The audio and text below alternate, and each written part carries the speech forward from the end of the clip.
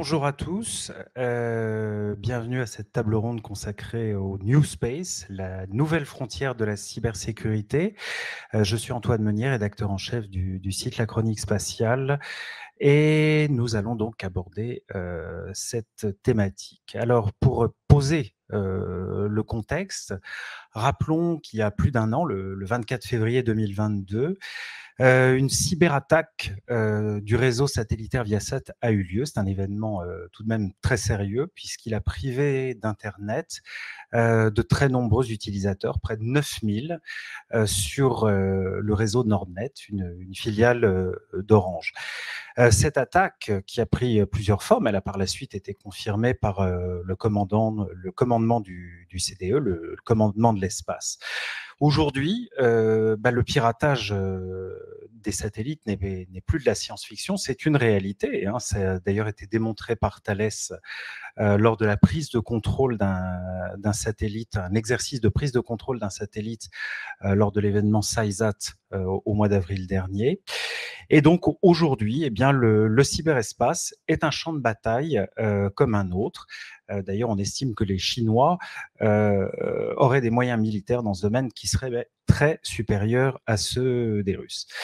Alors, dans ce contexte, la sécurisation des systèmes spatiaux devient quelque chose de fondamental, et les acteurs classiques de la filière et ceux du New Space se doivent de collaborer avec ceux de la cybersécurité face à de très nombreux défis qui s'offrent à eux, et notamment ceux induits pour la future constellation Iris-2, dans laquelle, je le rappelle, l'Europe doit investir quelques 6 milliards d'euros. Pour parler du sujet, 5 intervenants autour de moi, à commencer par Patrick Trinclet, CEO et cofondateur du SciSec, Yvan Michel Ekirch, managing partner du fonds Carista. À côté de lui, Nicolas Malbec, conseiller stratégique d'Opus Aerospace, opérateur de lancement. Julien Hérault, responsable du programme cybersécurité au CNES, l'agence spatiale française, et Étienne Gérin, expert en sécurité de l'information et cybersécurité spatiale et fondateur du cabinet de conseil Priamos. Alors messieurs, la première question que j'ai envie de vous poser, face à ce contexte tendu, quels éléments, selon vous, du New Space sont impactés face aux enjeux de cybersécurité? Et on commence avec vous, Patrick.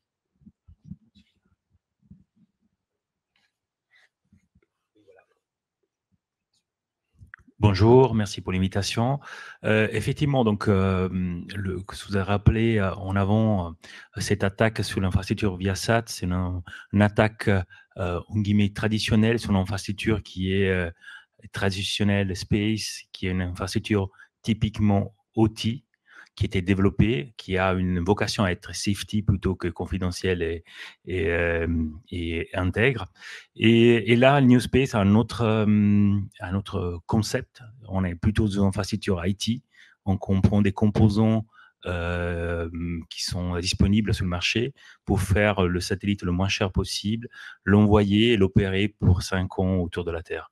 Et donc là, on a des aspects que on est dans le même contexte géopolitique que lors de l'attaque sur l'infrastructure Viasat. On a les mêmes risques, les mêmes impacts, mais on est sur une infrastructure qui est plus vulnérable parce qu'elle est connue par plus de personnes, parce qu'on utilise des composants standards. Et donc, où les différentes hackers ou personnes connaissent les vulnérabilités et peuvent accéder justement à cette infrastructure, la manipuler ou la piloter. Dans une cyberattaque, quand on parle de cyberattaque, qu'est-ce qu'on va attaquer précisément sur un système satellitaire? Donc, le système satellitaire, il peut y avoir différents hacks. L'idée, c'est que l'hacker, il va essayer de trouver le chemin le plus facile. Et donc, il va analyser les vulnérabilités qui sont à disposition. À ma connaissance, il y a des exemples de hacks sur des infrastructures New Space. C'est que sur le satellite, la partie la plus à risque, c'est la batterie, c'est la partie la partie énergie. Et là, effectivement, souvent, on laisse des ports IP ouverts pour pouvoir monitorer ça. Et donc, voilà, des ports ouverts avec pas des passwords. Et on arrive directement à rentrer sans faire patrimoniaux qui vont pour le contrôle, parce que voilà, on a laissé ouvert ce port pour monitorer le fonctionnement de la partie plus à risque du satellite. Et voilà, donc dans le contexte géopolitique actuel, ça, c'est donner la possibilité à quelqu'un de manipuler et piloter le satellite. Yvan, votre sentiment? Alors, je suis entouré d'experts là aujourd'hui. En tout cas, merci pour l'invitation. Donc, je ne serai pas l'expert de cette table ronde, mais lorsqu'on a lancé, notamment avec le sponsorship du CNES et d'autres investisseurs privés, institutionnels, industriels, ce fonds dédié au New Space, on s'est immédiatement interrogé de se dire, mais finalement, on est en train de créer une nouvelle infrastructure gigantesque autour de la planète, à différentes altitudes, mais une nouvelle infrastructure qui aura un impact, à mon avis, aussi grand que celui qu'a eu l'Internet il y a une trentaine d'années. Et il va falloir protéger tout ça. Et donc, il faut protéger les actifs qui sont dans l'espace. On parle de milliers, de dizaines de milliers de satellites. On ne parle pas de quelques satellites géostationnaires. On parle également de quelque chose qui est extrêmement sensible, parce que quand on parle de données spatiales, on parle de segments sol. Il faut bien envoyer ces données sur le sol. Et donc, l'infrastructure segment sol, elle devient critique. Et donc, immédiatement, on s'est intéressé à dire, mais finalement, dans ce domaine-là, quels sont les sujets spécifiques au spatial? Et il y a deux sujets qu'on a voulu cibler à travers nos investissements. Le premier, c'est la sécurité du calcul embarqué et du transfert de données spécifiques au spatial, ou spécifiquement pour le domaine du spatial. Et le deuxième sujet, c'est la prévention, être capable de détecter très en avance de phase des signaux permettant d'identifier des attaques potentielles vers des actifs, des industriels ou des éléments de sécurité ou des éléments stratégiques. Le point de vue de l'opérateur de lancement. Nicolas. Oui, je vais probablement rebondir sur ce qu'a dit Yvan Michel, qui en tant que financier a le sens du chiffre et du nombre. Et c'est vrai que l'enjeu du cyber dans le spatial, ça peut être raccroché à l'immensité des constellations, à une occupation du ciel sur différentes altitudes. Alors bien sûr, le problème cyber, comme je dirais dans toutes les industries, il va tourner autour de la confidentialité, de l'intégrité, de la disponibilité.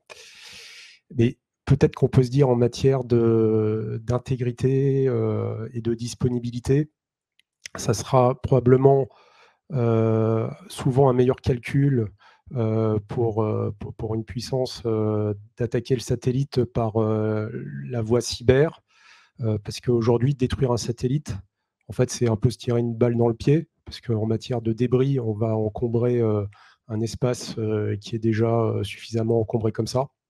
Et donc, et en plus, ça a l'avantage éventuellement d'agir de façon anonyme. Donc ça, c'est très intéressant pour un attaquant. En matière de confidentialité, alors on dit souvent, oui, les données numériques transitent pour l'essentiel par les câbles sous-marins. Et aujourd'hui, c'est vrai.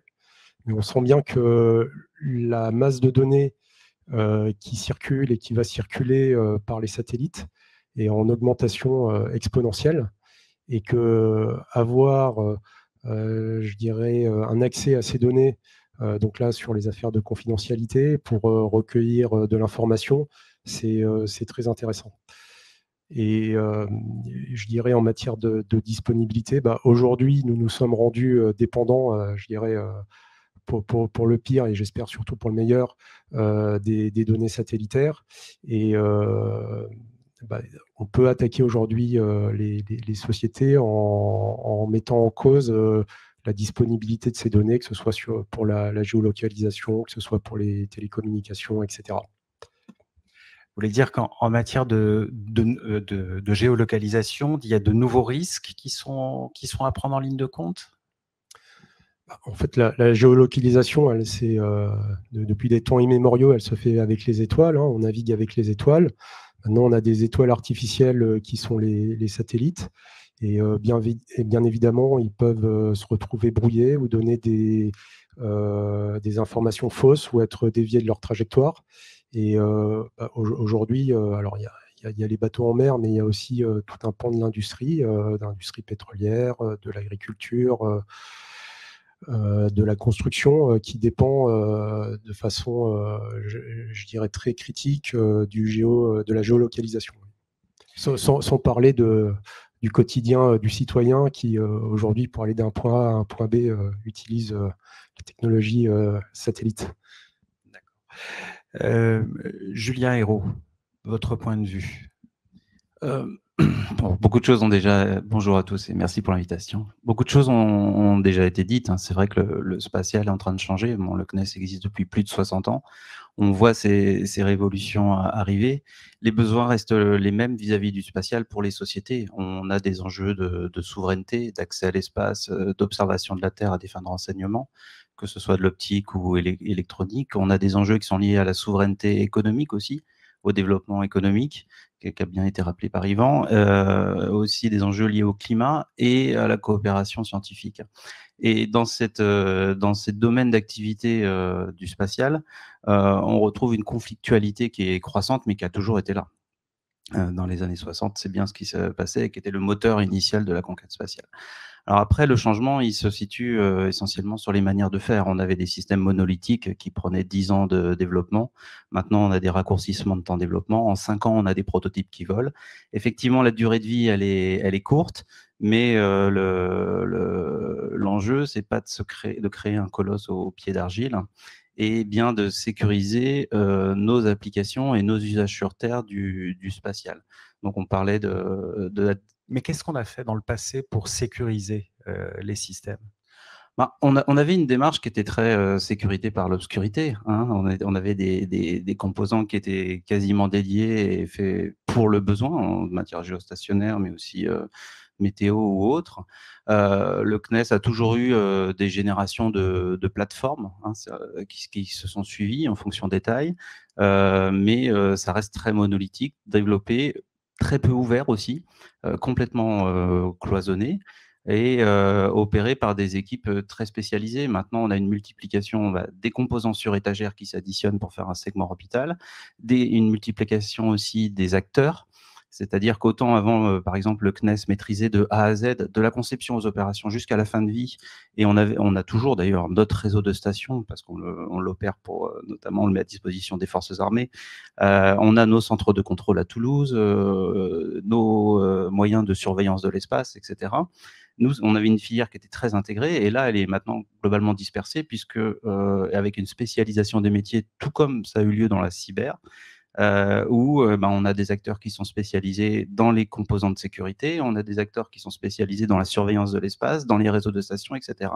Et donc, la chaîne d'approvisionnement pour un système orbital, elle est complètement différente. Et la multiplicité des acteurs multiplie aussi les risques. Et l'enjeu, c'est d'être capable de recréer la confiance dont on a besoin sur Terre vis-à-vis du spatial en ayant cette chaîne-là. Donc, quelle est la garantie? Par exemple, je peux très bien être opérateur spatial et ne pas posséder un satellite.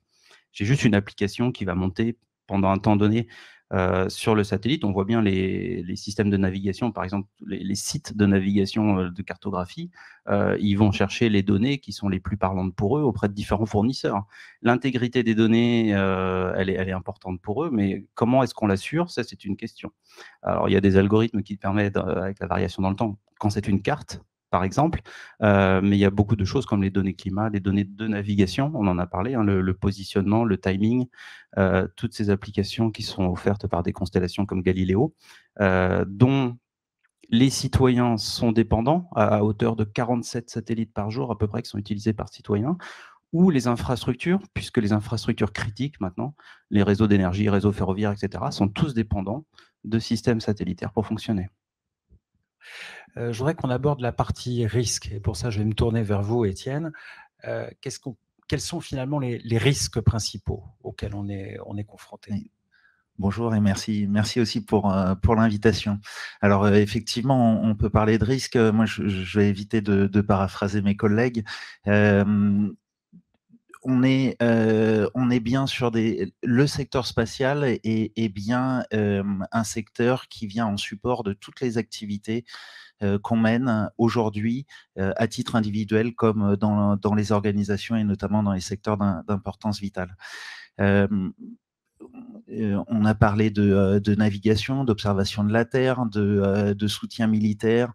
On parle aussi de télécommunications et bien d'autres encore, hein, vous en avez déjà parlé. Aujourd'hui, avec le New Space, on assiste quand même à un changement de technologie, de nouveaux acteurs d'une part, mais aussi de ce changement de technologie, quelque chose qu'on n'avait pas jusque-là. On avait un secteur spatial qui était assez fermé, d'abord en termes de technologie, puisque on était sur des systèmes plutôt industriels qui avaient un cycle de vie entre 5 ans à 20 ans. Donc en fait, on ne pouvait pas quasiment pas mettre à jour les équipements électroniques, que ce soit sur le système sol que le segment spatial. Et puis, on avait aussi des acteurs, l'écosystème industriel, qui était assez fermé aussi, quoi. Et donc, ça, c'était déjà intéressant. Ça posait aussi d'autres contraintes, hein. Par exemple, ne pas pouvoir mettre à jour un système pendant plusieurs années, ça veut dire qu'il faut absolument bien le configurer dès le début, qu'il soit extrêmement robuste, pas seulement en sûreté de fonctionnement, mais aussi en sécurité informatique, généralement complètement cloisonné, complètement déconnecté d'Internet, avec des systèmes de type air-gap, quand même, pour pouvoir éventuellement faire des mises à jour logicielles.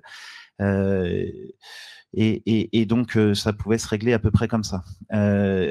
Les acteurs privés, donc qui travaillent pour le CNES ou en Europe pour l'Agence spatiale européenne ou l'Agence de l'Union européenne en charge du programme spatial, donc EUSPA, les acteurs industriels, hein, eux, sont parfaitement conscients depuis très longtemps sur des enjeux de cyber. Des enjeux de cyber qui sont venus se greffer sur des activités de sûreté de fonctionnement, de safety, quoi. Le New Space change la donne. Le New Space change la donne parce que on a des nouveaux acteurs. C'est une très bonne chose, à mon sens. On a des nouveaux acteurs qui arrivent et qui ont une vision complètement différente des programmes spatiaux, avec aussi un appétit au risque ou un goût du risque. Maintenant, c'est comme ça qu'on appelle, hein, notamment dans la norme ISO 27005, hein, qui est dédiée à la gestion des risques. Mais est-ce que c'est-à-dire qu'on voit peut-être trop loin, on a trop d'ambition dans le spatial, c'est ça? Est-ce que les structures sont trop grandes? Est-ce que une structure comme Starlink, avec plus de 40 000 satellites à la clé, finalement, est-ce que c'est trop grand? Non, mais ça répond à un besoin. Starlink répond à un véritable besoin. Tous les nouveaux acteurs, hein, du New Space répondent à un besoin qui n'était pas pleinement adressé par l'écosystème historique. L'écosystème historique, même les industriels comme les agences spatiales, aujourd'hui embrassent aussi le secteur, le New Space. Parce que ça répond à un nouveau besoin. C'est des besoins de réduction des coûts, des besoins de réactivité beaucoup plus forte, d'utiliser aussi des ressources connues du public, hein, des logiciels et des technologies qui existent dans d'autres secteurs. C'est effectivement beaucoup plus simple pour des organisations ou même des experts, des spécialistes en informatique. Ils peuvent venir dans le secteur spatial et donc œuvrer pour que le secteur spatial puisse se développer. Donc ça, c'est intéressant. Le problème, effectivement, c'est que en embarquant en embarquant des technologies qui existent par ailleurs, on embarque aussi beaucoup plus de vulnérabilités, des faiblesses, hein, dans le design, dans les produits qui peuvent exister, des faiblesses qui sont connues du public facilement et qui sont aussi exploitables maintenant dans le secteur spatial. Alors justement, vous parlez de vulnérabilité. Moi, j'ai envie de vous poser la question à tous les 5. Qu'est-ce qu'un test comme celui réalisé par Thales lors de SAISAT au mois d'avril dernier, test de prise de contrôle de satellites, qu'est-ce que ça va nous apprendre? Patrick?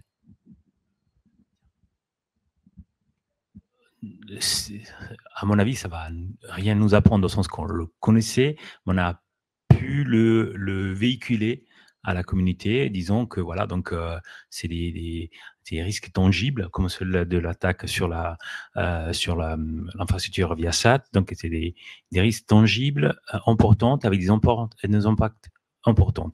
Et donc avec l'évolution de cette industrie, il faut absolument mettre en place des standards, des certifications, dans le but effectivement de rendre ce marché compliance pour pouvoir le rendre robuste pour l'évolution du futur. Et justement, comme on disait tout à l'heure, donc le résumé, c'était qu'on a des infrastructures excellentes, qu'on a envoyé autour de la Terre, donc le old space avec des infrastructures safety, vraiment de la rocket science. Et maintenant, on envoie plus de la rocket science, vraiment des petits boîtiers de 10 cm qui, eux, effectivement, opèrent sur une surface beaucoup plus importante, avec beaucoup plus de composantes, et puis on arrive effectivement à réduire les latences, avoir plus de disponibilité et mettre à disposition des services plus importantes autour de la Terre. Et donc, c'est vraiment l'étape, la réduction des coûts, mettre à disposition des services de cloudification du Edge. Donc, on est en train de vraiment d'avoir les mêmes services qu'on a sur un smartphone maintenant. On peut le donner à tous les objets autour de la Terre via cette connexion New Space. Et ceci, ça va accélérer encore plus ces prochains mois avec l'adoption de l'intelligence artificielle. L'intelligence artificielle va avoir besoin des données de qualité, d'être vraiment des volumes de données extrêmement importantes, et ça, on va le trouver dans le Edge. Et justement, le spatial permettra d'avoir cet accès, donc cette cloudification du Edge. Et là, effectivement, on va rentrer on aura encore plus de pression pour rendre cette industrie, cette infrastructure robuste, parce que les enjeux économiques et politiques vont être encore plus grands. Yvan? En fait, ça nous apprend quand même quelque chose, Patrick. Ça nous apprend qu'on a beaucoup d'experts dans chacun des pays européens. Et c'est assez rassurant de voir que dans une bataille mondiale qui s'appelle New Space, dans laquelle il y a des centaines de milliards qui ont été investis aux États-Unis plus tôt, on a cité Starlink. Starlink, c'est une marque maintenant. Ce n'est plus une technologie, c'est une marque. Et c'est assez incroyable. Quand on ouvre la porte d'un distributeur, on dit « je veux du Starlink ». Et donc, ça nous apprend que financer de l'expertise et faire pour le domaine du spatial, du New Space de manière générale, faire à venir de nouveaux acteurs leaders européens dans le domaine, c'est important. Il y a une course dans plein de domaines. En Chine, on ne sait pas vraiment ce qui se passe. C'est quand même assez... C'est toujours difficile de savoir ce qui se passe là-bas. Ouais. Mais chez nous, voilà, on a des experts et tant mieux si on arrive à nous, en tout cas investisseurs, à financer quelques entreprises et d'autres, évidemment, mes confrères, quelques entreprises qui peuvent devenir leaders dans ce domaine. Je pense que c'est très important ce sujet. On voit que la compétition dans les lanceurs, elle est absolument cruciale. C'est vrai également dans tout ce qui est embarqué. Et puis, on va peut-être découvrir d'autres choses, c'est-à-dire que lorsqu'on va apprendre à mieux sécuriser, à mieux prévenir les risques pour le domaine du spatial, qui est un domaine de l'embarqué très complexe, peut-être qu'elle sera capable de porter ces technologies ou ces services dans l'industrie, dans l'automobile, dans les transports de manière générale, dans l'aérospace. Donc, ça permet de disséminer en fait de l'expertise et encore une fois, de voir quelques secteurs dans lesquels on peut avoir un leadership dans les prochaines années. Nicolas? Oui, moi je pense que cette démonstration d'attaque de satellite fait énormément de bien, parce qu'on passe un peu du modèle théorique au modèle pratique. Et moi, je le prends vraiment comme une invitation à passer à l'action, c'est-à-dire il faut pas dire, dans le futur, il faudra sécuriser nos systèmes spatiaux. C'est vraiment, il faut le faire parce que sinon, on ne sera pas au rendez-vous. Le spatial, on a parlé d'attaque, on a parlé de souveraineté. On sent bien que c'est un secteur dual. Et il y a toujours un aspect militaire derrière l'aspect civil, y compris chez Starlink ou d'autres opérateurs. Que ce soit dans l'observation de la Terre, que ce soit dans les télétransmissions, voilà. Il y a forcément une application militaire à la base. Non? Exactement. Et donc, dans les attaquants potentiels, on peut avoir des services avec des moyens illimités, une volonté de faire, etc. Et donc, il faut se préparer à faire face aux attaques les plus dures. Et je dirais que l'industrie spatiale a quand même un avantage dans ce travail qui reste à faire. C'est que je dirais sur un autre aspect, c'est un sportif de haut niveau. Par exemple, dans le spatial, on va essayer de maximiser la charge utile embarquée. Et donc, on va réduire le poids en enlevant tout ce qui est inutile, etc. Et en cyber, une bonne démarche, c'est quand même de durcir les systèmes. Si vous prenez un système d'exploitation, il y a tout un tas de choses pour un système d'exploitation embarqué dont vous n'allez pas avoir besoin pour mener à bien votre mission spatiale. Eh bien, on va évacuer un maximum de fonctions comme ça. Donc, je pense que le durcissement des systèmes, ça passe aussi par une certaine frugalité. Et de la même façon qu'on va faire un peu l'inventaire de poids avant de lancer un satellite, on va faire un peu l'inventaire d'applications de sous-systèmes numériques. Comme on a dit tout à l'heure, on utilise de plus en plus de systèmes sur étagère. Ces systèmes sur étagère, ayons un regard critique, durcissons-les et embarquons vraiment ce qui est nécessaire pour la mission et aussi pour son maintien en conditions de sécurité. Alors justement, vous abordez la sécurité, Nicolas. Je voudrais revenir sur un point. Selon vous, pour mieux sécuriser, pour mieux cybersécuriser, sur quel pilier il faut se reposer d'après vous?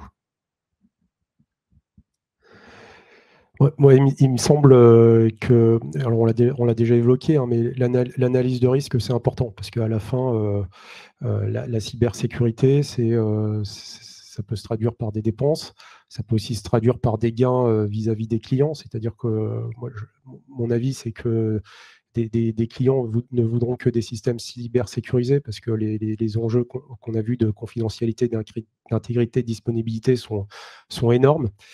Donc, commencer par une analyse de risque qui commence sur pourquoi est-ce que je vais dans l'espace, qu'est-ce que je vais y faire, quels sont les risques qui vont se présenter, lesquels je vais traiter, lesquels je vais assurer.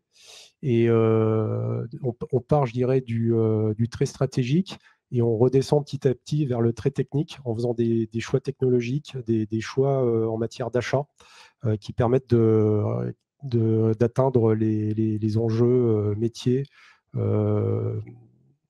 Ça peut être du lanceur, mais c'est surtout des clients du lanceur ou du fabricant de satellites. C'est vraiment ça qu'il faut prendre en considération. Étienne, je vous vois acquiescer. Je crois que vous voulez ajouter quelque chose. Je veux bien, mais je ne voudrais pas.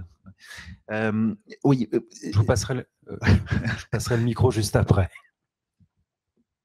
L'expérience, les tests qui ont été effectués sur le satellite de l'ESA, pour moi, sont assez révélateurs. D'une part, parce que les tests ont été effectués en quelques semaines et pendant chaque semaine, en fait, il y avait un créneau très court pour pouvoir faire ces tests, puisqu'il y a il y a la rotation de la Terre et donc le satellite n'était pas accessible en permanence. D'autre part, en plus, pour pouvoir faire ces tests, il y avait besoin d'une équipe dédiée, mais pas seulement des pentesters. Il n'y avait pas seulement des experts en cyber. Il y avait aussi des concepteurs de satellites. Pour effectuer ces attaques, il y avait besoin donc d'une équipe pluridisciplinaire.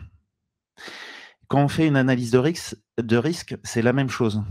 Je connais un certain nombre même ma propre expérience personnelle m'a montré qu'à chaque fois que je faisais une analyse de risque, ça date maintenant de cette expérience où je faisais des analyses de risque, moi, en tant qu'expert cyber, tout seul. Ça n'a jamais marché. Ça ne marche pas. Parce que les risques qu'il faut pouvoir adresser, ce sont des risques métiers. des risques plus haut niveau que uniquement la sécurité ou la cybersécurité. Donc, quand on fait une analyse de risque, hein, c'est aussi avec une équipe pluridisciplinaire. Des responsables techniques, des concepteurs, hein, des programmes spatiaux, des concepteurs de satellites ou concepteurs de systèmes sol ou de récepteurs, et puis aussi les responsables des programmes, les commanditaires, les usagers aussi. Et effectivement, ce qu'on retrouve régulièrement, c'est la démarche inverse que tu décris, c'est-à-dire des analyses de risque qui sont faites par des experts sécurité ou des analyses de risque qui se basent principalement sur des équipements de sécurité. Et on essaye de se dire ensuite, de justifier en disant cet équipement de sécurité, il va se prémunir contre telle ou telle attaque. Oui, mais c'est oublier que en fait l'équipement de sécurité ou un autre équipement qui n'est pas de sécurité mais qui est à sécuriser, en fait contribue à un ensemble, à une mission. Donc c'est bien une démarche, je dirais une démarche top-down qui part des enjeux d'un programme spatial, des enjeux de quelles sont les missions et les services à fournir, et comment est-ce que ces services sont assurés, par quelle fonctionnalité dans le satellite, par quelle fonctionnalité sur le système sol, et donc par quel équipement derrière. Et ce sont ces équipements qu'il faut sécuriser, mais au regard des enjeux. Donc ça, c'est une démarche méthodologique de la gestion des risques qui est extrêmement importante à prendre en compte. Et c'est aujourd'hui quelque chose que bien le Old Space arrive parfaitement à intégrer, et c'est des aspects qu'il faut maintenant bien intégrer dans le secteur du New Space. Aujourd'hui, dans le secteur du New Space, on a des technologies de sécurité qui commencent à être très intéressantes, mais ces technologies, elles ne couvrent pas l'ensemble des problématiques de sécurité. Donc, il faut avoir une vision d'ensemble, et cette vision d'ensemble, elle se réalise au travers d'une analyse de risque. Alors justement, Julien, j'ai envie de me tourner vers vous. D'après vous, comment est-ce que les acteurs du spatial et ceux de la cybersécurité doivent collaborer afin de trouver finalement les solutions les plus pertinentes? Alors, la collaboration dans le secteur spatial a toujours été là. Parce que l'espace est très cher et on ne le fait pas tout seul. Et ça nous permet aussi d'aller chercher les meilleurs spécialistes et de créer des équipes vraiment pointues. C'est valable dans le domaine des lanceurs, c'est valable pour les systèmes orbitaux. L'essentiel en ce moment de ce qu'on voit, c'est sur la collaboration qui est liée à l'analyse et la compréhension de la menace spatiale. Il y a une initiative qui a suivi un peu comme le concours qui a eu lieu pendant SciSat de démonstration de satellites. Aux États-Unis, il n'y a que SAT qui se déroule pendant la DEFCON. Là, ils en sont à la 5e édition. Et ça a donné lieu à de nombreuses initiatives, dont la création d'un Space ISAC, Information Security Analysis Center, qui permet de regrouper des acteurs qui ne sont pas forcément uniquement spatiaux, puisqu'il y a des grands éditeurs aussi logiciels qui font partie du Space ISAC et qui discutent sur la menace, qui observent, qui ont des groupes de travail et qui diffusent et qui partagent. Et ça, c'est vraiment important pour que tous les opérateurs spatiaux puissent comprendre la menace et se protéger. Alors après, on est très fort dans le domaine spatial en analyse de risque, en littérature, ça c'est vrai. On commence à être pas mauvais en protection. On a chacun a ses propres solutions. Il commence à y avoir des composants sur étagère de chiffrement des communications, d'authentification des télécommandes, et c'est quand même la base sur un satellite. Maintenant, on a besoin aussi, et c'est l'objet c'est aussi le rôle d'une agence, c'est d'aller voir les secteurs d'activité qui sont connexes, donc la cyber, mais on va voir aussi l'énergie, on va voir le transport, et de chercher des bonnes solutions pour aller au-delà de la protection et aller vers de la détection. Donc, sur nos segments, on cherche effectivement à embarquer dans les satellites des technos qu'on voit couramment dans le domaine IT, c'est-à-dire de la détection d'intrusion. Donc, pourquoi pas apporter des sondes réseau, des sondes de type EDR aussi, donc du endpoint, et avoir ce genre de technologie qui complète, j'allais dire, la base, c'est-à-dire tout ce qu'on sait faire en crypto, tout ce qu'on sait faire en chiffrement et tout ce qu'on sait faire en authentification, et qui concourt à la sécurité globale du système. Et après, on travaille aussi beaucoup sur les modes opératoires. Donc, il y a beaucoup de centres de réaction aux incidents qui se montent aussi dans le secteur spatial pour pouvoir collaborer, puisqu'on sait très bien qu'un incident va toucher plusieurs acteurs et qu'il va falloir être capable de lutter ensemble contre cet incident et contre les conséquences de l'incident. Donc, il y a un lien évidemment fort avec les autorités de tutelle. Donc, pour le CNES, c'est le ministère de l'Enseignement supérieur et de la Recherche, il y a le ministère des Armées, il y a Bercy aussi, qui est la tutelle principale.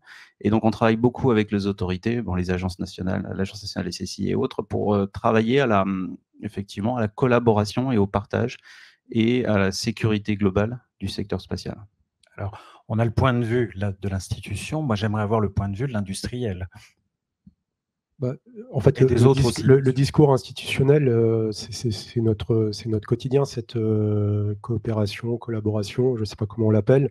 Donc, peut-être pour vous situer Opus Aerospace, donc on fabrique des lanceurs à visée dans un premier temps suborbital avec un premier tir du lanceur Mésange prévu au mois de décembre. Ce tir, il aura lieu depuis le centre spatial guyanais.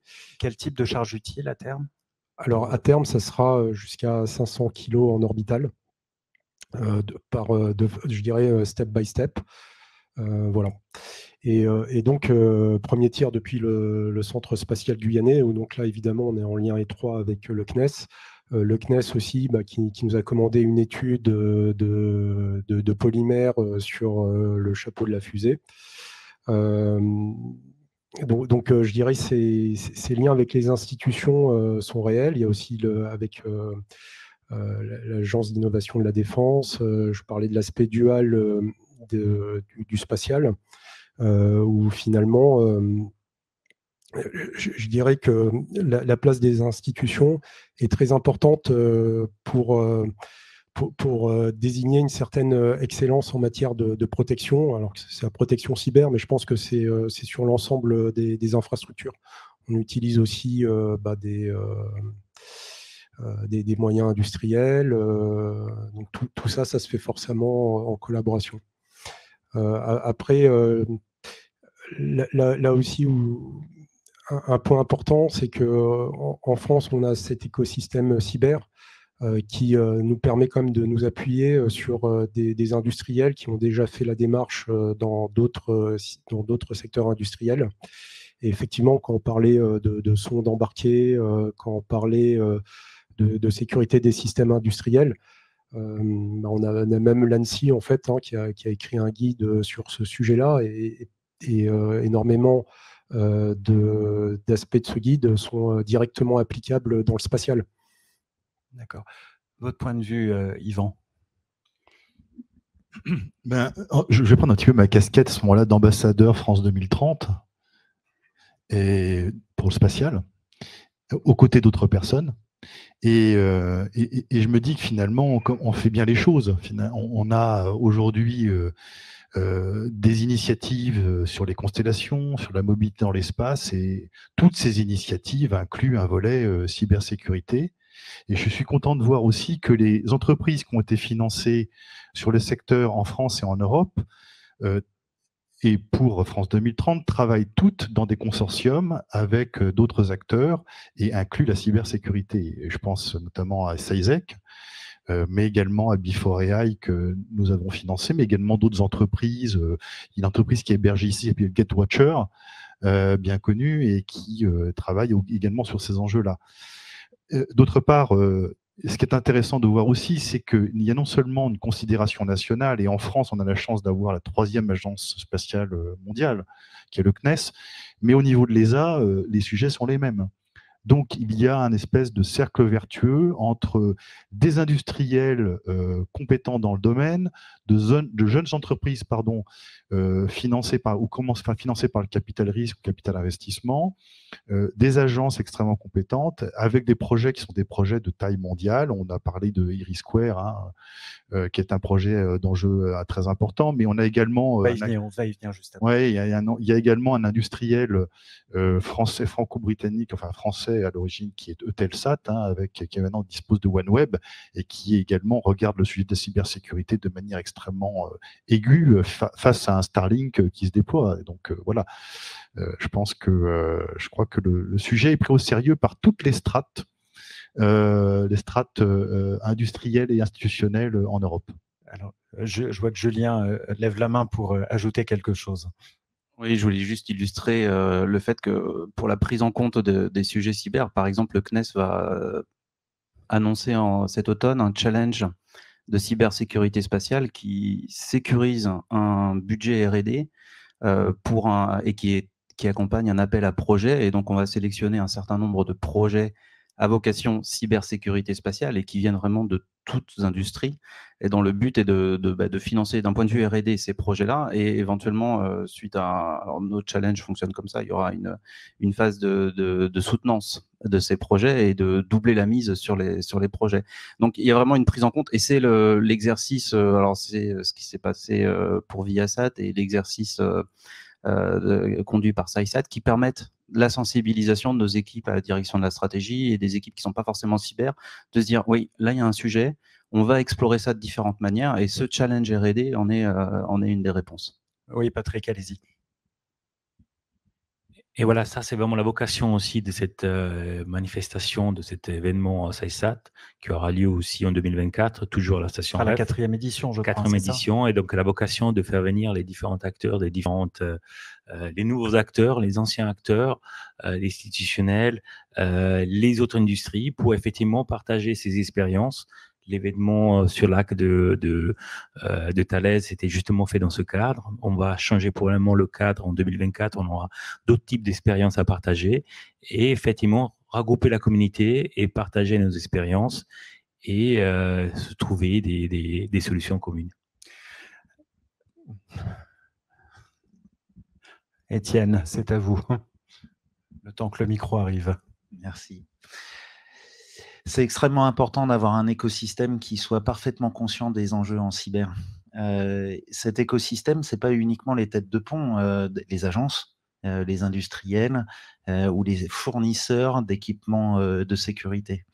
En fait, on doit parler de la sécurité dans toute la chaîne d'approvisionnement et dans toute la chaîne de valeur. C'est important parce que, en fait, quand on travaille sur un programme spatial, que ce soit en phase de conception ou en phase d'opération, tous les composants du programme spatial contribuent à la sécurité. Il n'y a pas juste des équipements de sécurité qui font de la sécurité. Je prends l'exemple en informatique bureautique. Je prends un système d'exploitation. Son rôle principal, c'est pas faire de la sécurité. C'est de pouvoir gérer des applications. Est-ce qu'il n'y a pas un problème? Il faut le sécuriser aussi. Est-ce qu'il n'y a pas un problème humain à la base? Est-ce que les spécialistes sont suffisamment formés à la cybersécurité? Oui, ça c'est un problème, un enjeu important. Je pense surtout au personnel de tous les acteurs de l'écosystème qui ne font pas de sécurité, dont ce n'est pas leur métier. Ceux-là doivent être formés aussi, d'une part, d'abord sensibilisés.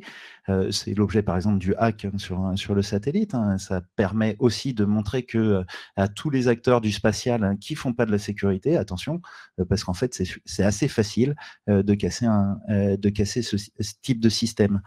Et donc,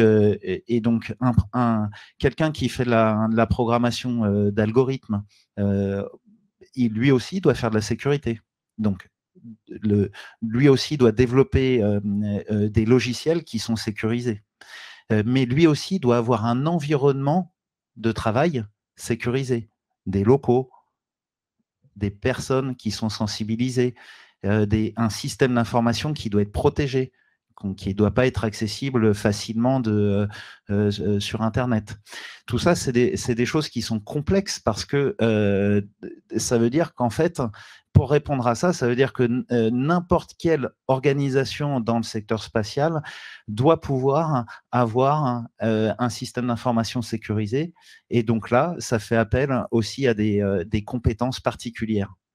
on peut pas se prétendre expert en sécurité si on n'a pas déjà une expérience significative dans le domaine. Il y a beaucoup de formations, pour répondre à votre question, il y a beaucoup de formations en sécurité, en cybersécurité. Il n'y en a quasiment aucune en cybersécurité spatiale, en passant. Il y a beaucoup de formations en sécurité. Le problème, c'est qu'il n'y en a jamais assez. Aujourd'hui, on est dans une explosion des besoins en sécurité et donc on ne fait pas assez, on ne forme pas assez. La majorité des experts en sécurité aujourd'hui, mais la majorité écrasante, a moins de 4 ans d'expérience. Et ce n'est pas avec 4 ans d'expérience qu'on va faire des analyses de risque. Et ce n'est pas avec 4 ans d'expérience qu'on va sécuriser correctement des programmes spatiaux. Donc ça veut dire qu'il faut trouver d'autres moyens. Donc on doit être formé dès les écoles d'ingénierie, évidemment, et des écoles d'ingénierie en spatial. On les forme en sécurité aussi. Bon, alors je pense que le message est bien passé. Mais on aborde l'aspect technique, maintenant l'aspect humain. Il y a un enjeu qui est immense dans les prochaines années pour l'Europe, c'est IRIS2. Alors, quels sont ces enjeux d'après vous, Patrick? Alors, donc, les objectifs sont vraiment très importants, pouvoir avoir justement cette constellation opérationnelle le plus rapidement possible. On parle de 2026-27, si je ne me trompe pas. Et donc, voilà, c'est extrêmement tôt. Disons, on est fin 2023 presque. Donc, il n'y a pas beaucoup de temps pour faire tout ceci. Et donc, effectivement, les investissements sont importants. C'est à l'échelle européenne. Donc, il y a une partie la partie organisationnelle sera être importante. On sait aussi que c'est au niveau européen, donc il y a une partie administration aussi importante. Donc, pouvoir répondre à ces... IRIS2, à mon avis, c'est pas technique, mais c'est plutôt de collaboratif et effectivement d'adresser tous les enjeux.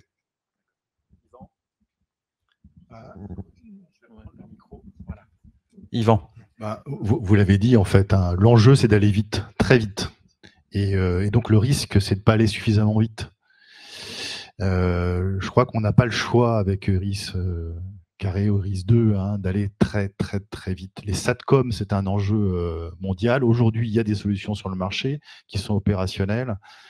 Je trouve ça super d'avoir finalement la possibilité d'avoir une infrastructure souveraine, enfin européenne, on va dire, dans ce domaine-là, qui peut servir aussi bien le grand public, les industriels, que également les forces armées. Mais il faut aller très, très, très, très vite. Donc, il faut avoir les capacités de le faire.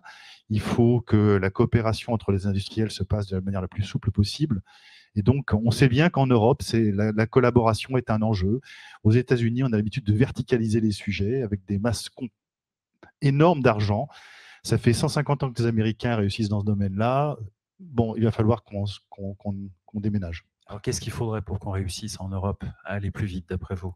Alors, je veux parler spécifiquement d'IRIS carré, mais je crois qu'en Europe, voilà, ce que je viens de dire reste vrai, c'est-à-dire que identifier les entreprises, surtout les entrepreneurs, parce qu'on investit dans des gens, en fait, avant tout, des équipes, identifier les entrepreneurs qui peuvent être leaders, leur donner massivement des moyens, c'est-à-dire avoir des capitaux, donc des fonds d'investissement suffisamment armés pour leur donner les moyens, se développer très vite et verticaliser, c'est un véritable enjeu en Europe. On n'a pas su le faire très souvent, en fait. Oui, moi je verrais ce programme comme une opportunité aussi de consolider et de développer l'industrie spatiale en Europe, et donc une façon aussi d'intégrer les nouveaux entrants. Alors ça se fait par des choix techniques, hein, c'est-à-dire que aujourd'hui les satellites sont assez lourds et assez élevés en altitude. On sent bien que ces constellations, pour être résilientes, elles ont besoin de différents types de satellites, et plus ils sont nombreux, plus ils sont petits, je dirais, plus on apporte du maillage au réseau et plus on apporte de la résilience. En tout cas, c'est une belle opportunité pour développer les lanceurs européens notamment. Julien? Je n'ai pas grand-chose à rajouter. Effectivement, la problématique des lanceurs européens, elle est là. Il faut la résoudre. Après, on a l'habitude des projets européens, hein. Galileo est passé par là, et donc on a pour nous le rétex de cette affaire. Et effectivement, l'avenir est devant nous pour Iris Square. Donc on peut déjà se baser sur d'une part sur Copernicus et sur Galileo pour bâtir Iris, si je vous suis bien. Effectivement, la collaboration, elle est déjà là. Alors, Iris Square, c'est encore l'étape d'après. Il faut aller plus vite. Alors, on sait globalement faire, on sait que les méthodes de développement vont changer, mais la coopération industrielle va se mettre en place. Et voilà, les agences vont plutôt être des entités qui vont permettre de faire et financer, plutôt que je veux dire, d'être en coupure. Je crois que c'est la volonté qui est affichée sur ces nouveaux programmes. Voilà, bon, c'est le début.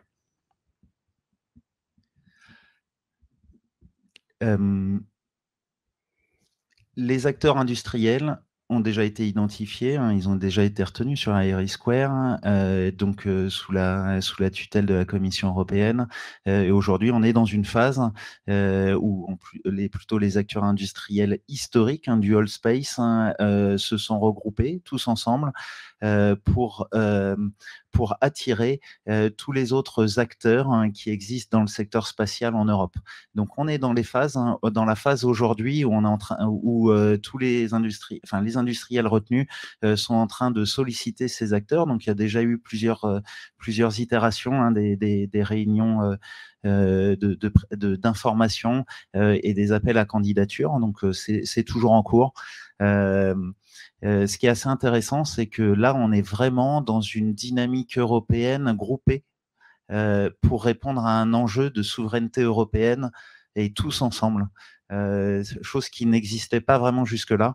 Donc, on est dans une très belle dynamique. Alors, il y a bien des enjeux à très court terme, d'ici 3 ans, 4 ans. Pour ma part, je ne sais pas, j'ai un doute sur le fait que cette activité sera pleinement opérationnelle dans cette période-là.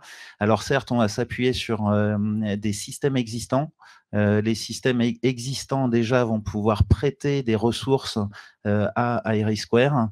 Donc ça, c'est très intéressant. Mais très certainement, il y aura d'autres étapes après qui ne sont pas encore dévoilées, hein, publiquement aujourd'hui, d'autres étapes pour compléter cette constellation. Patrick. Voilà, et puis probablement, il ne faudra pas faire uniquement le focus sur la partie Iris Square.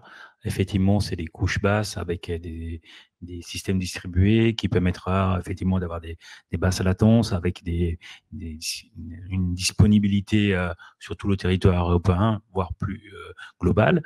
Par contre, il y a aussi des autres types de topologie qu'il faudra aussi explorer. Donc, il y a, par exemple, les différentes expériences qui sont en train d'être faites avec Amazon et The Orbit, et de pouvoir avoir la compilation, donc le processing plutôt aussi au niveau du satellite, pas seulement l'utiliser comme relais.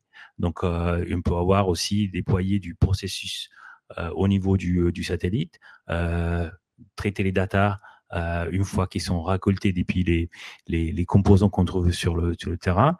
Il y a aussi la possibilité d'avoir la connexion entre les différentes couches, dans le sens qu'on pourrait aussi finalement utiliser les connexions optiques qu'on fait beaucoup de recherche, de développement depuis une vingtaine d'années, mais sont peu utilisées au niveau du connexion avec les satellites. On pourrait avoir des connexions optiques entre des satellites GEO et qui vont dispatcher cette information sur du LEO. Donc, il y a différentes topologies qu'il faudra aussi explorer, pas rester uniquement sous cette couche LEO, mais voir quelles sont effectivement la topologie qui va adapter aux services qu'on veut mettre à disposition des différentes entreprises et des citoyens. D'accord. Alors, messieurs, on a le point clé, hein, qu'il faut retenir, je pense, on l'aura tous noté, c'est bien sûr la donnée. On a principalement surtout parlé du satellite, mais est-ce que il ne faudrait pas aussi songer un jour à sécuriser carrément le lanceur? Là, pour ça, j'ai envie de me tourner vers vous, Nicolas. En fait, nous, c'est dans ça serait de la science-fiction qu'on puisse hacker un jour un lanceur. En fait, on a déjà vu sur certains lanceurs qu'on peut avoir un problème numérique qui soit un problème de conception et qui puisse aller jusqu'à sa destruction. Ça s'est déjà vu. Donc, je dirais ça arrive par accident. Ça peut très bien arriver de façon malveillante. Donc, je dirais dans la façon dont on voit les choses chez Opus Aerospace, en fait, on envisage le spatial par sous-système. C'est-à-dire qu'on a commencé par travailler sur notre banc de test moteur. Et d'ailleurs, on vient de finir notre campagne d'essai moteur. Donc ça, c'est un premier step important vers le lancement. Donc, où on est très utilisateur de systèmes numériques, puisque c'est un moteur en aluminium imprimé en 3D qui utilise des air-cols liquides. Donc, c'est une première en Europe pour le New Space, en tout cas. Donc, je dirais, dès la conception du moteur, on peut imaginer une attaque, c'est-à-dire que est-ce que j'imprime les plans de manière intègre? Est-ce que c'est bien ce que j'avais prévu de fabriquer qui est fabriqué? Et là, pour le coup, on n'a pas le droit à l'erreur parce que c'est des pièces de haute précision. Après, on a toute notre chaîne de contrôle and command aussi qu'on développe de manière logicielle et sur laquelle on intègre des capteurs, des actionneurs, ce qu'on peut appeler des SCADA dans l'industrie. Donc là aussi, il faut être vigilant.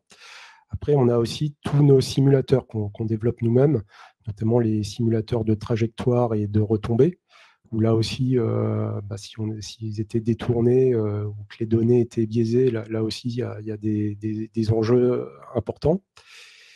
Et puis, je dirais toute l'électronique embarquée sur le lanceur, toute la liaison avec la Terre, etc., c'est aussi des sous-systèmes que l'on conçoit. Et je dirais, brique par brique... Est-ce qu'on peut envisager une vulnérabilité justement sur l'électronique du lanceur au décollage? Oui, évidemment, c'est des systèmes qu'on surveille particulièrement.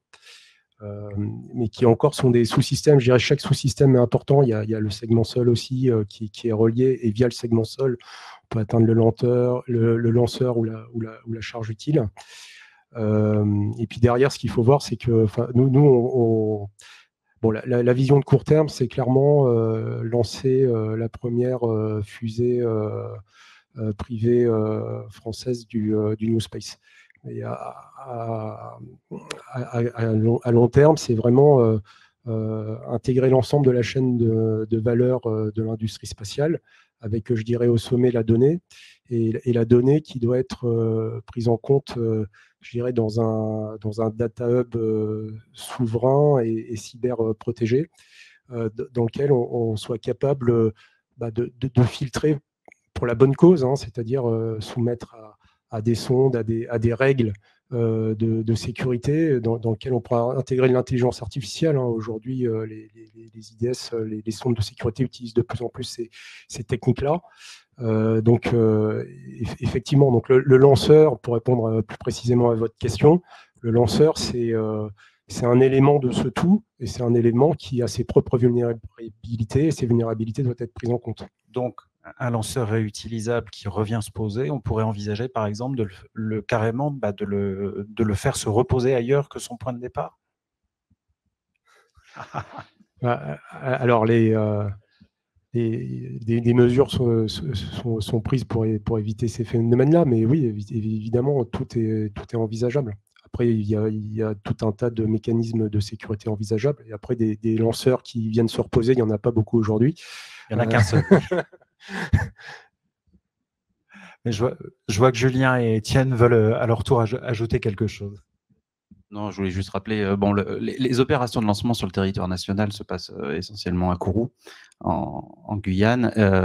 Effectivement, il y a il y a un opérateur et plusieurs lanceurs, que ce soit bientôt Ariane 6, compliqué à mettre en œuvre, mais comme tous les lanceurs, ou Vega, avec Vega C qui aussi rencontre des difficultés actuellement. On n'a plus de Soyouz, mais néanmoins, dans les opérations de la base et dans la sécurisation, l'État joue joue son rôle régalien de contrôle et de sauvegarde, protection aussi bien de l'accès à l'espace autonome que la protection des populations aux alentours. On dit souvent que perdre une mission, Nicolas a rappelé l'échec du vol 501, perdre une mission, c'est embêtant, on va pas nier les faits. Perdre un pas de tir, c'est encore plus embêtant, parce qu'on perd l'accès à l'espace. Donc l'État joue son rôle en matière de sécurité, de vulnérabilité sur toute la chaîne d'approvisionnement des lanceurs, et ils viennent d'Europe. Donc, et il y a aussi, on parlait du vol, la surveillance en vol des lanceurs est aussi assurée par le CNES avec la possibilité de télécommande, c'est-à-dire de neutralisation du vol si effectivement ça ne se passe pas comme prévu. Pour le scénario où un lanceur irait se poser ailleurs par rapport à ce qu'on pensait, il est probable que plusieurs scénarios soient câblés dans le lanceur, mais qu'on puisse uniquement pendant le vol choisir une ou une deuxième option, mais que, évidemment, le comportement du lanceur, qui de toute manière est totalement autonome, soit pré-câblé et non altérable. Et ça, on prend les mesures pour que ça arrive. Et après, effectivement, l'essentiel du travail, il se fait sur les bandes de contrôle. Le lanceur est très sensible et très complexe, mais les bandes de contrôle au sol, qui permettent de gérer les fluides, l'électricité, etc., font l'objet d'une attention toute particulière d'un point de vue cybersécurité. D'accord. Alors, Étienne, juste un instant. Je rappelle que vous allez bien sûr pouvoir poser des questions, ce qui s'applique également à ceux qui nous suivent en ligne. Étienne, à vous. Oui. Ce qu'il faut garder en tête, c'est que avant toute attaque, qu'elle soit une attaque cyber ou une attaque physique, ça passe au préalable par une phase de reconnaissance. Cette phase de reconnaissance, elle peut durer quelques semaines, mais généralement, elle dure quelques mois à quelques années. Elle est basée d'abord, pardon, elle est d'abord basée sur des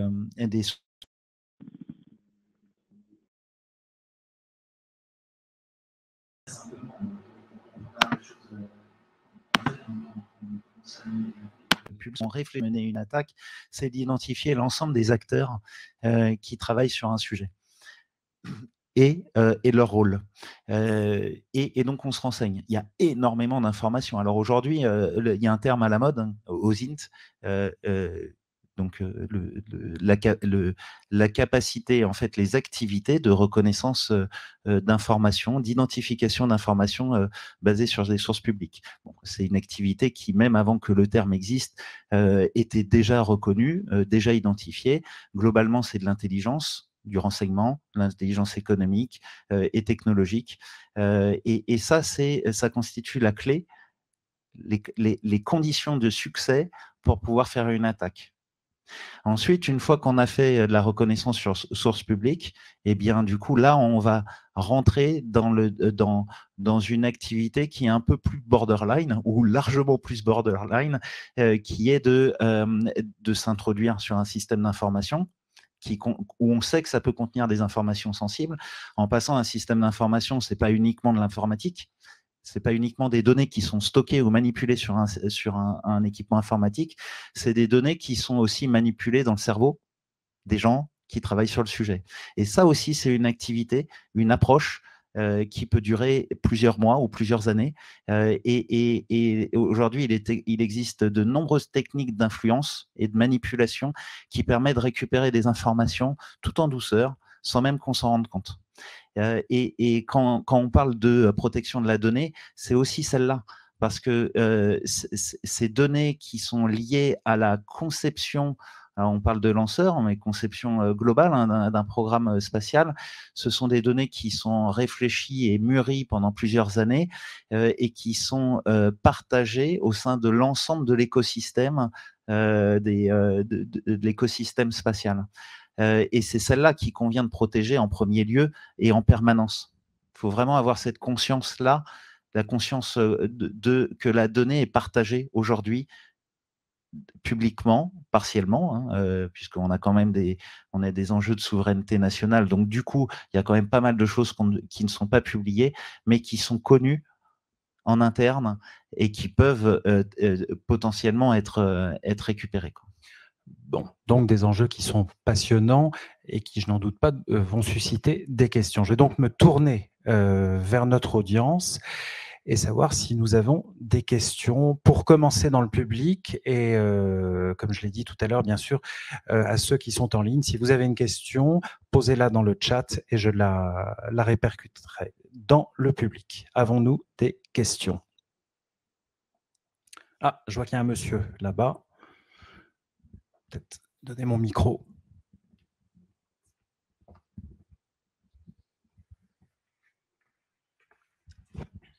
Bonjour à tous. Alors, ma question, c'est quand on quitte le périmètre et la cybersécurité classique qui essaie d'adresser les problèmes un à un, qui introduit, je veux dire, une sorte de chaos. Aujourd'hui, tout le monde parle du cloud. On ne va pas refaire les mêmes erreurs. Et les discussions que j'entends maintenant, j'ai entendu beaucoup de points sur l'aspect déploiement et opérationnel. Mais qu'en est-il de votre point de vue lors de la conception au niveau de la cybersécurité? Comment vous voyez l'intégration de la cybersécurité au moment de la conception? Parce que les systèmes sont extrêmement complexes. On parle de systèmes, de sous-systèmes, d'éléments qui n'ont pas la sécurité comme ADN. Comment avez-vous intégré la cybersécurité à ce niveau-là? Merci.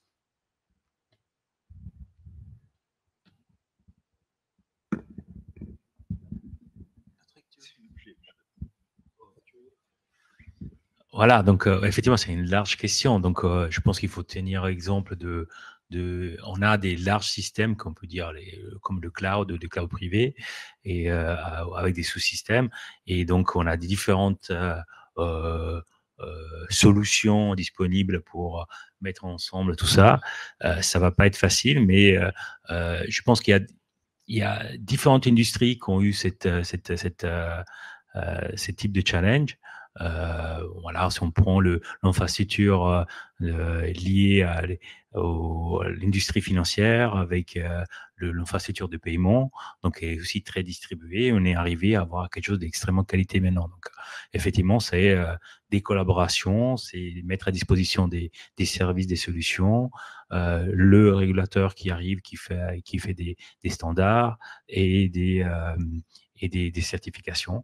Et donc, c'est vraiment mourir tout ça. Effectivement, comme disait Yvon, il y a un challenge. Et là, pour Erisquare, c'est être prêt en 2026-27. Donc, généralement, c'est des processus qui prennent des années, où on a vu effectivement l'industrie financière qui a pris des dizaines d'années avant d'avoir quelque chose de qualité, quoi. Nicolas. Oui, alors on avait partiellement répondu en disant qu'il fallait vraiment commencer par une analyse de risque par le haut et redescendre petit à petit vers les aspects techniques. Et à partir de là, il y a quand même tout un tas de mesures qui permettent de faire du cyber by design.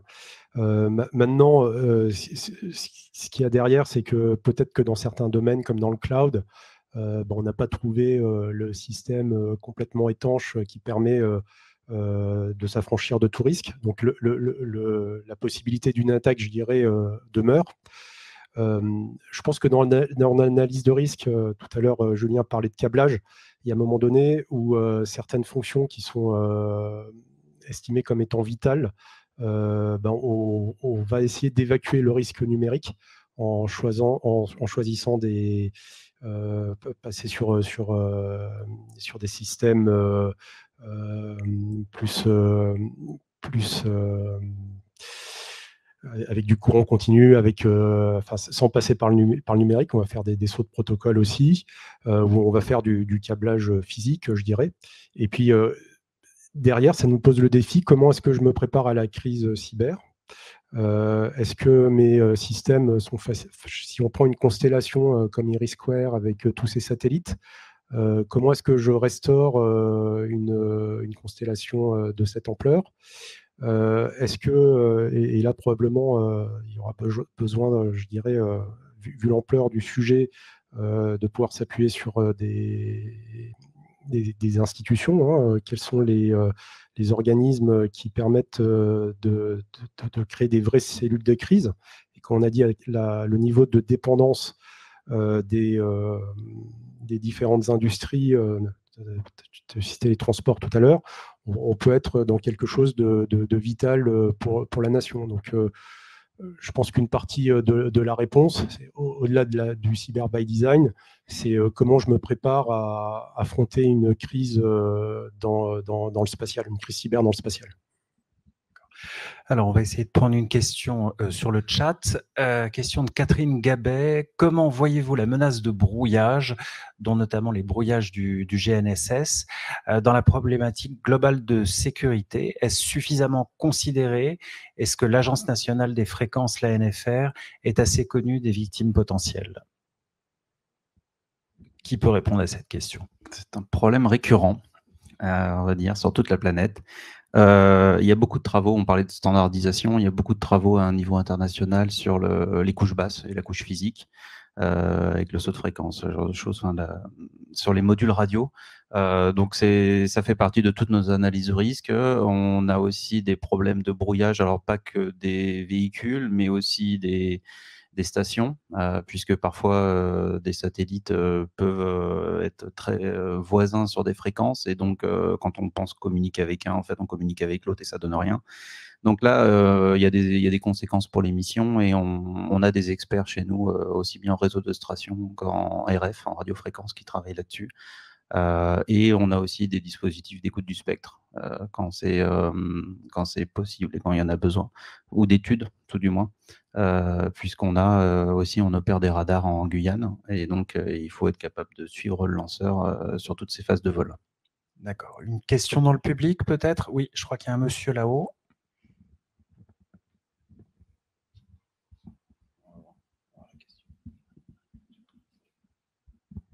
Bonjour, André Lezoco-Pietri. Je reviens sur RS2 parce que je ne suis pas tout à fait rassuré par ce que j'ai entendu. Et à la fois, M. Elkirch qui insiste, et il a raison sur la vitesse, peut-être sur l'aspect technique.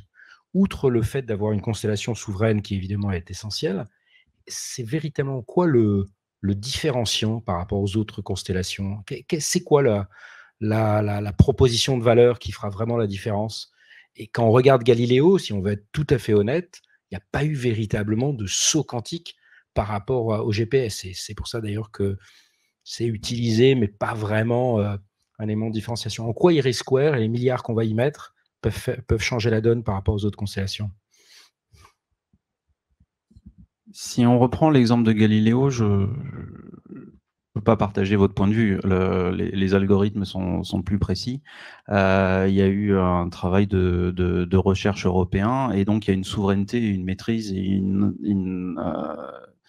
une autonomie vis-à-vis de néanmoins notre allié américain, qui nous permet d'aller jusqu'à des applications militaires, et avec le signal PRS pour les forces armées. Et ça, c'est vraiment une nouveauté. On voit que le sujet est très sérieux, puisqu'avec le Brexit, il y avait un centre de sécurité qui était en Angleterre, qui a été rapatrié sur territoire européen. IRIS², c'est les mêmes enjeux, tout simplement. C'est un enjeu de souveraineté, de maîtrise et d'indépendance complète vis-à-vis de nos partenaires. En ça, je pense que c'est totalement justifié, ne serait-ce que pour les communications gouvernementales.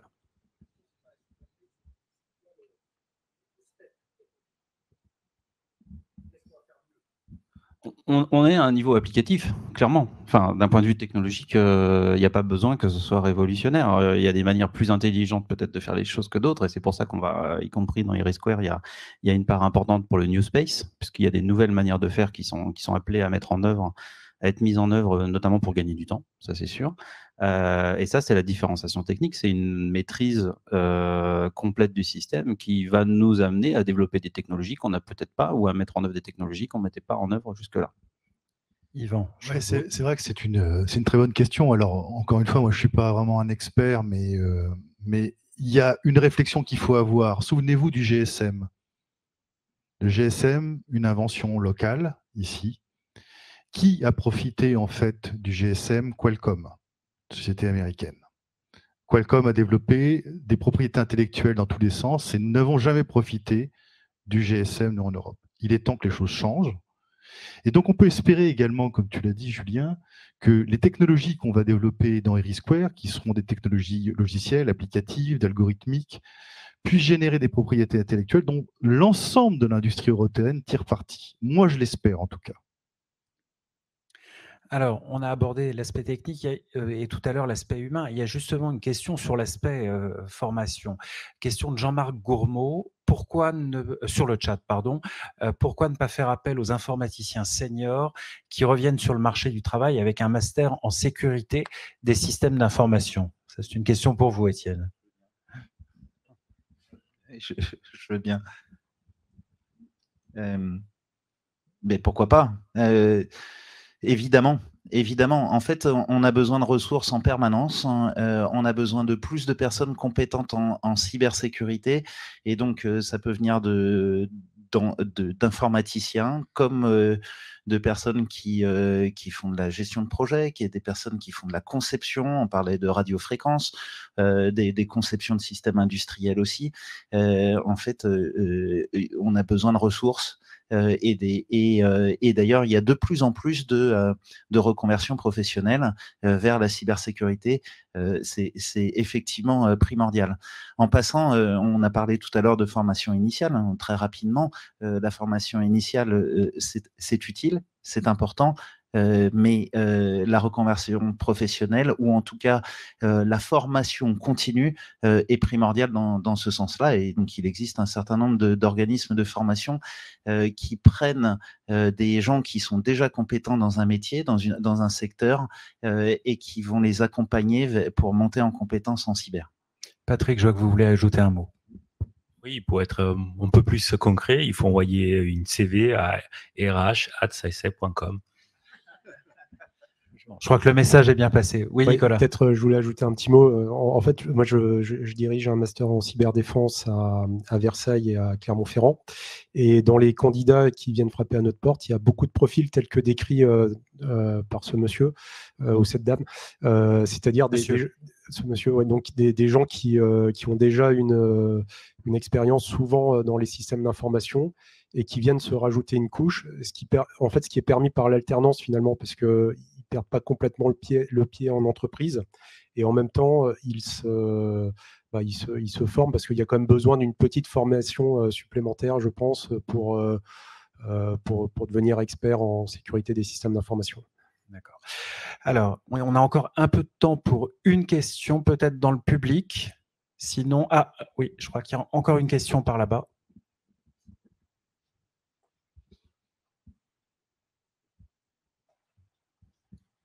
Oui, bonjour. Ma question se porte vraiment sur la cybersécurité qui est dans le titre de cette conférence. Au-delà des initiatives transverses, des intentions à échelle pluriannuelle, de collaboration, des analyses de risques qui commencent de très en haut pour arriver un jour dans le dur, dans le détail de la cybersécurité, qu'est-ce qui est fait concrètement pour fiabiliser, pour analyser les différentes surfaces d'exposition de risques et comment diminuer les différentes vulnérabilités dans les systèmes existants, au-delà d'éventuels projets qui pourraient même ne jamais aboutir malgré les moyens que l'État français ou d'autres organismes pourraient mettre. Qu'est-ce qui est fait dans les entreprises actuelles, dans les systèmes actuels, que ce soit les lanceurs, les satellites, ainsi de suite, pour les sécuriser, pour les fiabiliser et diminuer les vulnérabilités existantes? J'allais démarrer, c'est un travail permanent, évidemment. En tant qu'opérateur spatial agence spatiale, on analyse en permanence nos systèmes, hein, évidemment. On a une chaîne fonctionnelle cyber qui est mobilisée en permanence là-dessus. On a des moyens de surveillance. On fait de la R&D, de l'analyse de vulnérabilité, de la correction. On travaille avec les industriels, on travaille avec le régulateur, puisqu'on est un secteur régulé. On a la loi de programmation militaire, on a la loi sur les opérations spatiales, on a bientôt la directive NIS 2. Donc tout ça contribue à la sécurité, et d'un point de vue opérationnel, on est vraiment dans une attitude de, bon, c'est bien de sécuriser les systèmes, mais le maintien en conditions de sécurité est vraiment un enjeu clé, et une mobilisation forte de nos moyens. Mais en même temps, ça ne nous empêche pas de préparer le futur. C'est indispensable dans le domaine spatial comme dans tout secteur. Patrick ? Alors, merci beaucoup. Je vais mettre ma casquette commerciale. SciSec est justement fait une operating system, donc un système d'exploitation qui est complètement endurci, qui peut être utilisé dans des satellites, mais aussi dans des devices qui se trouvent sur le terrain, et permet d'exploiter des nouvelles fonctionnalités comme l'encryption du runtime, et permet effectivement d'avoir utiliser des data dans des environnements zero trust où on ne peut pas avoir accès à la donnée via cette encryption, et avec une distribution de clés sur les différentes composants. Oui, et puis de manière très très concrète, hein, les investisseurs dont je fais partie, en fait, financent très régulièrement au cours de l'année de nouvelles entreprises, de nouvelles équipes qui développent des solutions extrêmement pragmatiques de cybersécurité, notamment pour le domaine du spatial. Étienne, je vois que vous aussi, vous voulez prendre la parole. Oui, oui. C'est un sujet qui revient régulièrement, hein, sur lequel moi j'ai aussi travaillé. En fait, sur les systèmes existants, la difficulté, c'est que ça a déjà été conçu, et comme tout système qui a été conçu sans sécurité ou avec peu de sécurité, c'est compliqué de passer des gaps importants en sécurité. Donc, ce qui est intéressant, c'est que parmi tous les acteurs de l'écosystème spatial aujourd'hui, on a, et ça vient souvent des agences spatiales, on a une nécessité d'avoir des personnes qui sont nommées. Et avant d'être nommé, il faut être compétent dans la sécurité des produits. Et c'est pas obligatoirement des personnes qui sont issues simplement de la sécurité informatique. C'est généralement pas les personnes qui sont responsables sécurité de l'entreprise qui sont capables de faire ça. Donc on a d'une part, hein, des personnes qui sont dédiées, spécialisées dans la sécurité des produits spatiaux. Mais d'autre part, en fait, on met en place de plus en plus des principes d'audit interne, audit de sécurité interne dans l'organisme, hein, c'est demandé, des auditeurs internes en cybersécurité qui vont auditer la sécurité des produits qui sont mis en place ou la sécurité des opérations. Mais d'autre part, en fait, il y a de plus en plus des contrats entre clients et fournisseurs ou sous-traitants qui incluent des audits organisationnels, physiques et techniques, y compris avec des pentests, pour pouvoir voir exactement le niveau de sécurité qu'il y a sur les produits ou sur le système d'information même qui englobe les activités de gestion de projet, de développement, d'intégration, de qualification jusqu'à la livraison des produits. Et donc ça, c'est de l'amélioration continue qui est mise en place, même si c'est des fois fait après coup. Merci Étienne. Nous arrivons presque au terme de cette table ronde. Messieurs, je vous demanderai tout simplement à chacun un mot de conclusion rapide et je vais commencer par vous, Patrick. Oui, voilà, donc on a parlé des problématiques concrètes et après il y a aussi des nouvelles défis qu'il faudrait peut-être adresser. Donc on a effectivement cette volonté d'aller sur Mars et en même temps aussi il y a aussi probablement, on ne sait pas si avant ou après on aura un ordinateur quantique et donc on a des défis qui seront encore majeurs dans le futur. Vous dites Mars, est-ce qu'à terme, l'enjeu, c'est peut-être pas aussi de sécuriser les futures structures spatiales habitées qui pourront fleurir en Léo et voire même sur la Lune? Absolument. Moi, je crois qu'en fait, la cybersécurité, comme des sujets qui sont transversaux, doit se penser dans toutes les industries. Et le jour où on aura dans chacune industrie, agroalimentaire, énergie, transport, logistique, une considération spatiale, on aura cette considération de cybersécurité à l'intérieur de cette considération spatiale et je pense que ça donnera naissance à, je dirais, des systèmes probablement complètement établis et complètement conçus pour ça. Nicolas? Oui, en fait, on l'a vu, hein, l'accès à l'espace, c'est un enjeu de puissance. Je pense que la cybersécurité, la cyberdéfense, c'est aussi un enjeu de puissance. Donc, je pense qu'on est dans un monde dans lequel il faut se battre, hein, pour faire émerger des champions européens. Et voilà, donc je pense qu'il faut vraiment être dans cet état d'esprit aujourd'hui. Julien? Patrick a évoqué Mars, on évoque aussi la Lune, hein, toutes les instances internationales travaillent là-dessus, on travaille sur la cybersécurité des communications jusqu'à Mars actuellement. Un enjeu majeur, il ne faut pas oublier que quand on parle d'espace, c'est un sage qui m'avait dit ça, quand on parle d'espace, on parle de la Terre, et donc on a tout intérêt effectivement à se mobiliser pour la sécurité de ces usages-là. Étienne? Oui. À vous le mot de la fin. La sécurité la cybersécurité des programmes spatiaux s'appuie d'une part sur des technologies, des nouvelles technologies qui se doivent être sécurisées, mais ces technologies ne sont pas suffisantes. Il est nécessaire d'avoir une prise de conscience générale et une montée en maturité de l'ensemble de l'écosystème spatial. Eh bien, nous sommes arrivés au terme de cette table ronde qui était absolument passionnante. Merci à nos 5 intervenants, merci à ceux qui nous ont suivis sur le chat et bien sûr, merci à ceux présents dans la salle. Merci, très bonne journée.